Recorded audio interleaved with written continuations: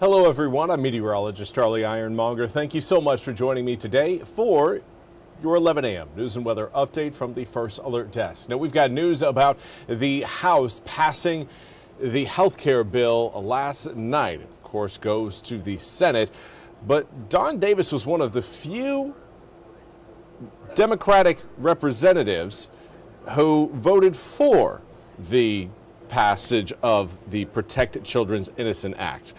Now, the act was sponsored by Representative Marjorie Taylor Greene of Georgia. It would make it a Class C felony to treat minors with gender-affirming care like surgeries and puberty blockers. If enacted, the bill could imprison doctors who provide such care for up to 10 years. It's unclear whether the GOP-led Senate will take up the measure, though it is unlikely it would get enough Democratic support to pass out of that chamber. Now, the House vote was 216 to 211. 3 Democrats supported the measure, including North Carolina's 1st Congressional District Representative Don Davis, while 4 Republicans were opposed.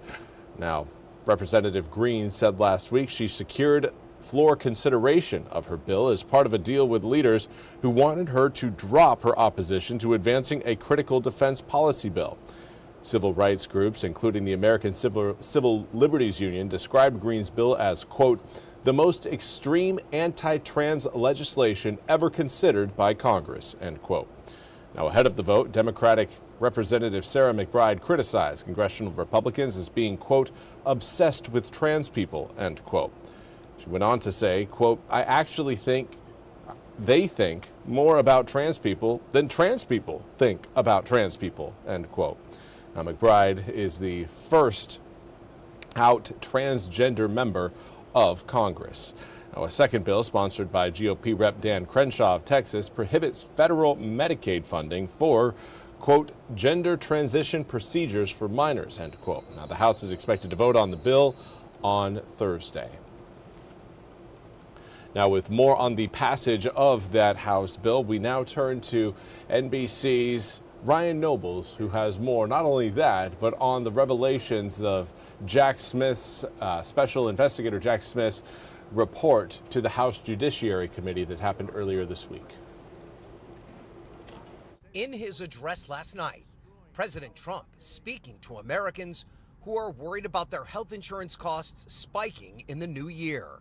The current Unaffordable Care Act was created to make insurance companies rich. Slamming the Affordable Care Act and defending his party. It is not the Republicans' fault. It's the Democrats' fault. The House narrowly passed a GOP-backed health care bill last night aimed at bringing down the cost of health care. That doesn't include an extension of subsidies that help keep the cost of premiums down for those on Obamacare. Without that, health care costs for 22 million Americans could double in the new year.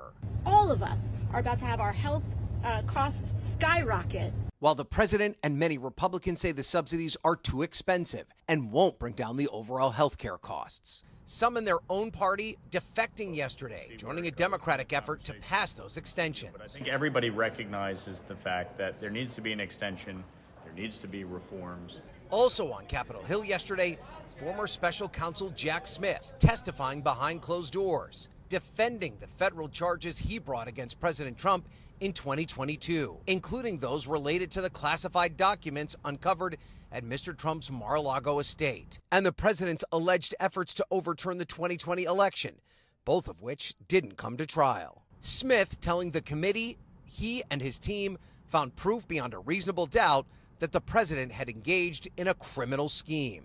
Republicans have accused Smith of a politically motivated investigation, which he has denied. The special counsel said that the only reason that Donald Trump did not go to trial and was not convicted is because of the Supreme Court and because of the timing of it and him becoming president. And again, that was Ryan Nobles reporting. We now turn to your weather forecast today. We've got cloud cover stretched across the east, and that cloud cover does come with some warm temperatures. Right now, we've got 57 degrees currently in Washington. Southeasterly winds helping boost that, not only the humidity, but also your air temperatures coming up this afternoon. Rain chances still present across the east. A few raindrops out there right now. Not a ton of rain coming down. We'll see the heaviest rain roll in late tonight into the early hours of tomorrow morning. It's going to be the heaviest rain we see over the next 8 days. So if you're wondering about Christmas, well, we've got those details coming up in our 8-day forecast. Right now, out your door, most of us in the mid to upper 50s. A few of us already into the low 60s. 60 degrees in Elizabeth City. We've got 63 in Hatteras, 64 in Beaufort. Now, compared to where we were yesterday at this time, most of eastern North Carolina is certainly close, if not a little bit above where we were 24 hours ago in terms of your air temps.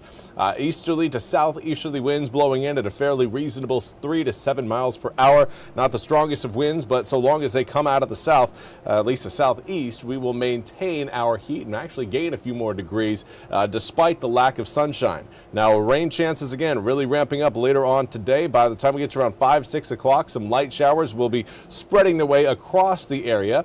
And then the heavier drops roll in as we head towards midnight and then through the early hours of your Friday morning.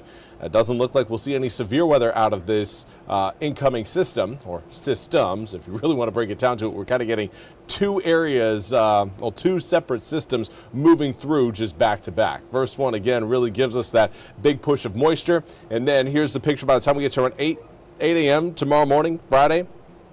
Further back towards the west, even off to the west of Raleigh, that's where the last cold front resides. That will be pushing its way through the east as we make our way into the, I would say, early to mid-afternoon hours for Friday. Once that system moves off the coast, we are looking at much drier conditions. Let's zoom the picture out and give you guys kind of a better look at those frontal systems. That area of low pressure across Mississippi, that again is the main moisture driver. That's the system that's coming out of the Gulf. It has more access to water vapor, and it's going to send a lot of that very humid air into the east today through tonight into tomorrow morning. Then, once we get to around, I would say, 7, 8 a.m. tomorrow, that system's going to be moving off the coast. But then it's going to be backed up by this area of, well, not really area. It's a cold front draped across the state with a lot of cold air set up back off to the west.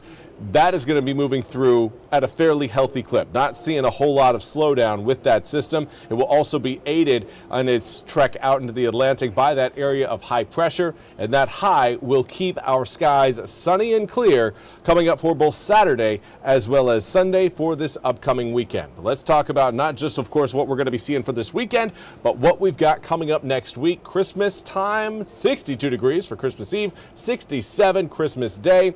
Looking at mostly sunny skies and mostly dry conditions on both of those days. Right now, just a 10% chance of rain tacked on to Wednesday, your Christmas Eve. Similar story on Tuesday as well. But we will be warmer coming up on Christmas Eve than the previous Tuesday, and we will be warmer Christmas Day than what we see on Christmas Eve.